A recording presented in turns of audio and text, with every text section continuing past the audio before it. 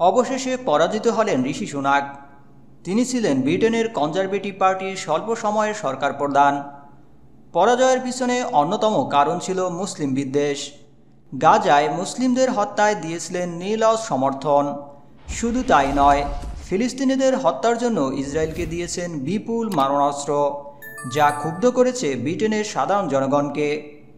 দ্বিতীয়ত, তিনি ছিলেন আত্মমর্যাদাহীন একজন ব্যক্তি। নিঃস্বার্থের জন্য কারো পায়ের কাছে গিয়ে বসতেও দ্বিধা করতেন না তিনি, যা ব্রিটেনের জনগণ ভালোভাবে নেয়নি।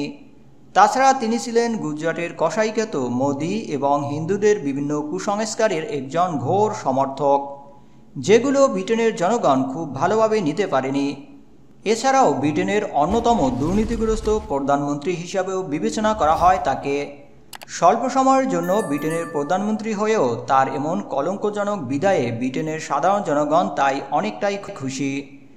তাছাড়া নিজ দলের এমন পরিণতির জন্য তার দল থেকেই হচ্ছে কঠোর সমালোচনা।